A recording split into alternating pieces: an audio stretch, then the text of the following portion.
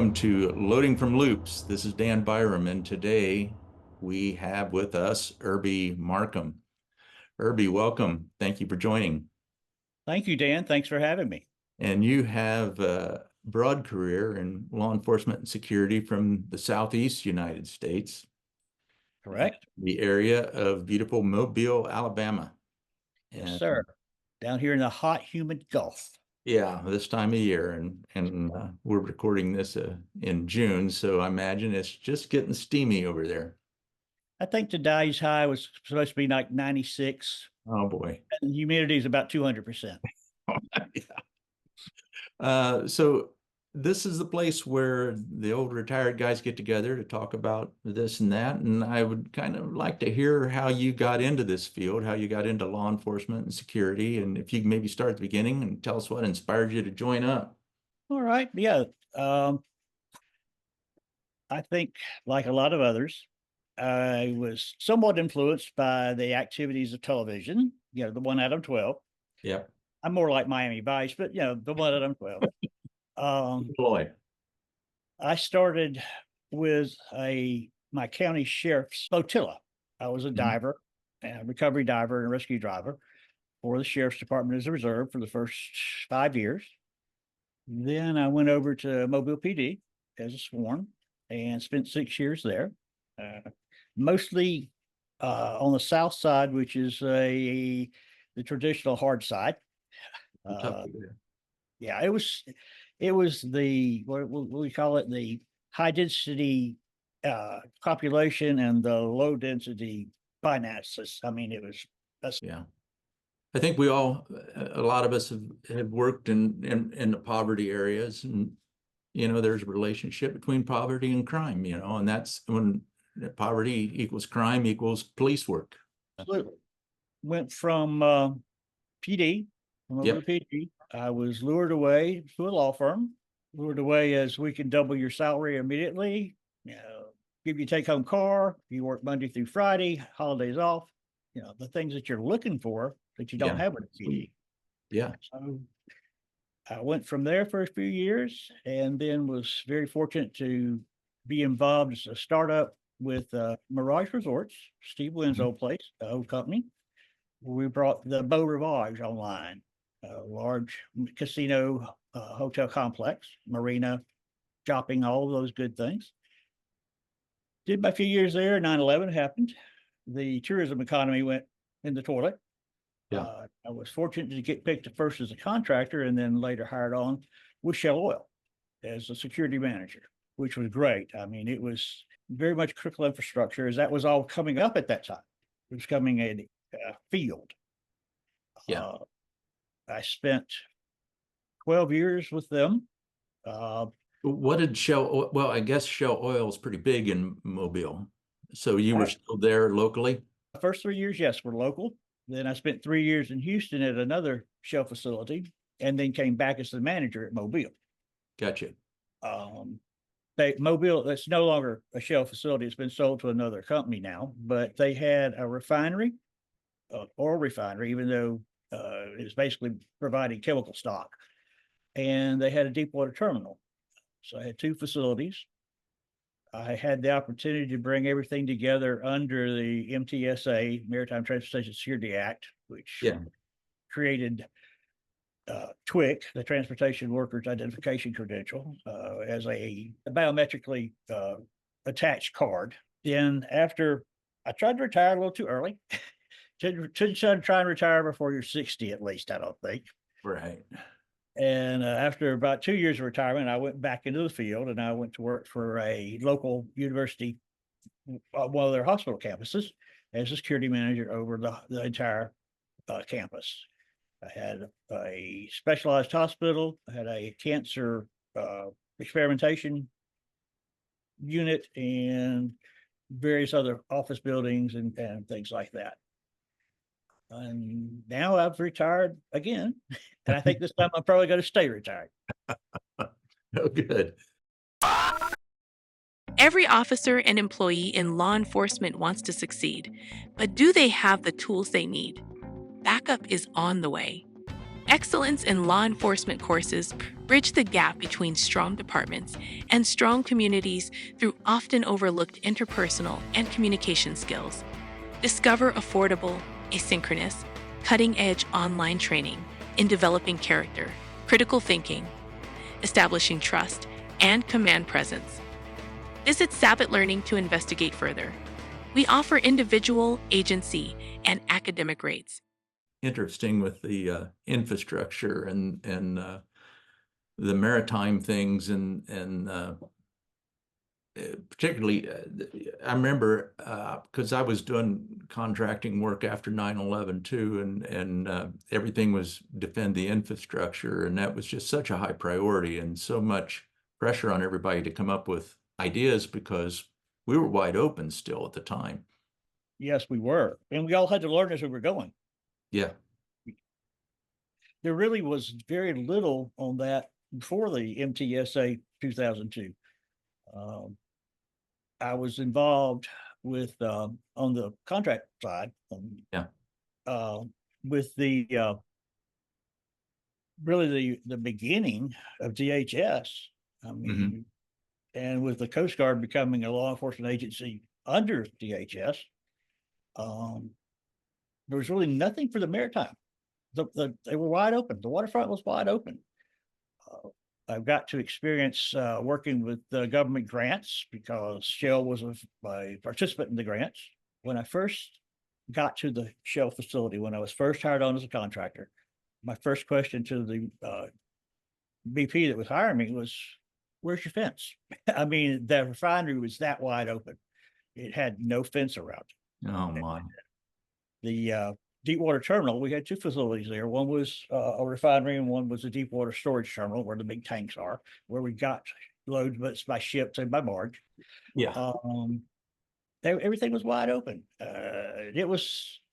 We went through the whole build-up, grant process, approval, then put everything in the ground.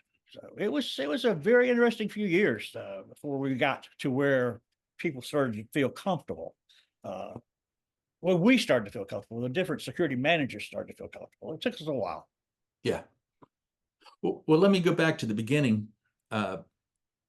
You were doing dive team support for the sheriff's office, correct? Right. Okay. What was that like? How did you become a reserve, or were you a diver and you were recruited or Yes, sir. volunteered or? Yes, sir. Basically, that was what it was. A friend of mine's father was with the sheriff's department, and because of my friendship with his son, he knew I was a diver. I was a very active diver at that point. I was teaching for local YMCA, teaching scuba, and for one of the universities as a PE course. So I had been certified since I turned 16. And by that time, I had several years, and opportunity was listed as a rescue recovery diver. Unfortunately, we did more recovery than we did rescue. Yeah, unfortunately, yeah. Yeah. But that was a very rewarding time, even though with what we were dealing with was very tragic. There's a connection there with the divers and the families. Yeah. And I could feel a connection in wanting to get that resolved. Yeah. Yeah. A lot. People don't understand that element of law enforcement unless they experienced it. I lost a family member to a boating accident like that. It had to be recovered, and so I get it, and I've been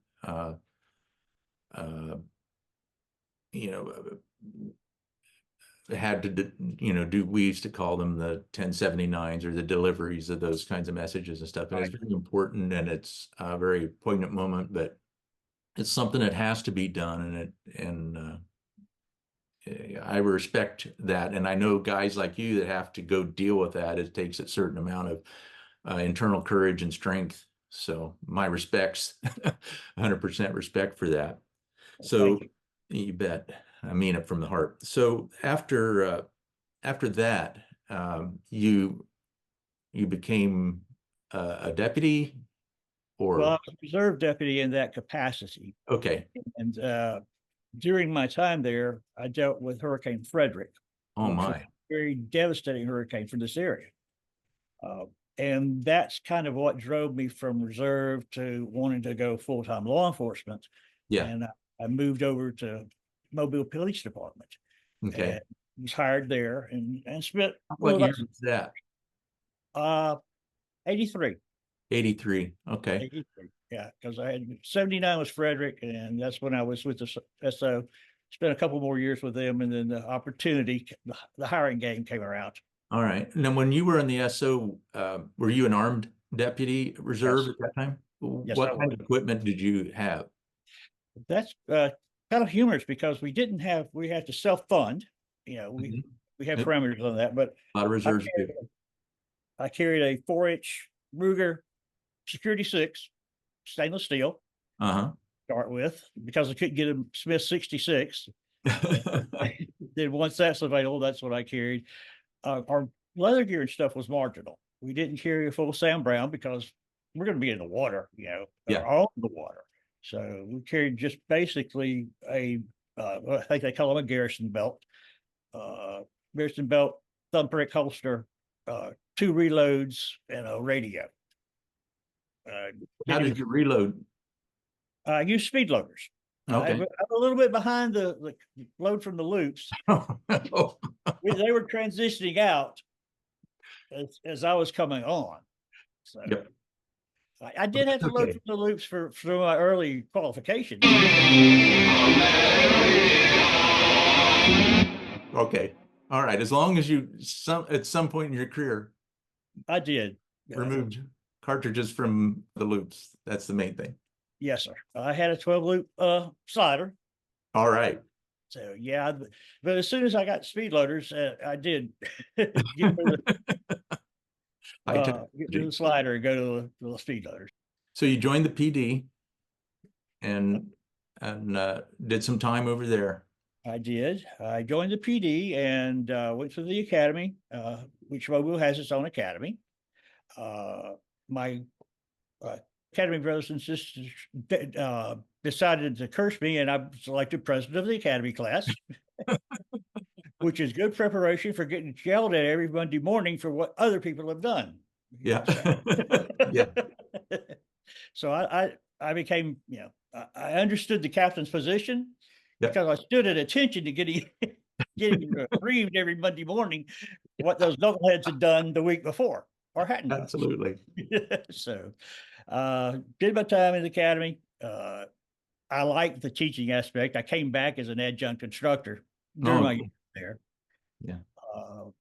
I was fortunate that I had very good training, had very good training officers, and spent most of my time in the high crime areas. Mhm. And spent time doing that. I did special weapons for a little while, and I did vice narcotics mostly as a pickup because the way the arrangement is here. I live in one county, Mobile is the adjoining county, so I was far enough away that I could do street work without being compromised. Quick reminder, Earby has a couple of books out. I'll put the links below so you can go to Amazon and check them out. Earby, with your extensive background in security, what would you advise people who are thinking about going into that field? We ask a lot of the officers about police work, but we don't have a chance to ask an officer who has your security background as well about that. What I see trending is the increased reliance on technology. Basically, the physical security side is it's not stagnant, but it doesn't change a lot. I mean, you're still talking, you know, gates, locks, chains, ID cards. But the IT side of it is growing phenomenally. I would suggest someone that's looking to get into the field to at least get the Microsoft Security Suite training done, because that's going to prepare them for a lot of their threats, because they're going to be hit with more IT threats than physical threats in most cases. Wow. There are several good programs out there. I'm not an IT security guy. I'm a physical security guy. But I did have to learn the basics of it. And I mean, everything from a threat from internet stalking for your employees. It can be as simple as that, or it can be as advanced as an attack on your systems, which you've got to get your system security administrators involved on that. When I say system, I mean your computer systems. But the training now is the physical. You need to be cognizant of how that works. You need to be cognizant of how you can integrate the IT side to support your mission. And I like a lot of it. It's the basic. Microsoft has a lot of security qualifications for that. That's the training I would suggest they get along with any other skills training. Military and law enforcement both are great building blocks for it. And in the areas that I was in, you also need to have a little business awareness and administrative awareness if you want to advance. Yeah. My degree was in criminal justice administration, and that would kind of dovetailed right into security administration. I would suggest that somebody wanted to look into it, and quite honestly, there's money to be made. A lot of the jobs out there now are 6 figures to start. 6 figures in Alabama is probably not 6 figures in California because the difference in cost of living, but the 6 figures is a very good base salary in Alabama. It's a professional level salary. Yeah. It's still good salary most of the country. I don't know a lot of people would turn that down, and it's a pretty compelling career, I think. I was fortunate in my career that I was in the right place at the right time with a lot of things. Sure. I got the opportunity to have several adventures just because I was the right place, right time. And being in security is slightly different than law enforcement in the fact that you don't have the power of arrest, which is something that we need in law enforcement. And I quickly learned it was easier to have an officer standing beside me could make that transition with certain things. Right. That's really probably the biggest difference I saw was that ability to take custody of someone. I think that's all good advice, and there's a lot of people in law enforcement that are interested in transitioning into security at some point, and I think they could all be enlightened by a little advice from you from time to time. So appreciate you signing on, and I hope we can get you back. And I'd like to hear some stories at some point about you and some of the celebrities at your resorts and executive protection stories. Maybe we can do that next time, as long as it doesn't break any confidentiality. Yeah, we'll have to kind of address that when we get there. I'll have to be very discreet. Let me put it that way. There are some celebrities that I absolutely, totally enjoyed working with. And there's a few that I was really glad to see their bus drive away. So, Oh, I imagine. there's a lot of personalities. There's a lot of prima donnas. Yeah. It was fun. Like I said, right place, right time. Sometimes. Yep. All right. Yeah, we can try that. All right. Sounds good, Earby. Well, thanks for joining us. I appreciate it. We had a great visit, and we'll look forward to the next time. Thank you, Dan, for having me. All right. So Take care. long. All right. Bye-bye. Thanks for you. Bye-bye.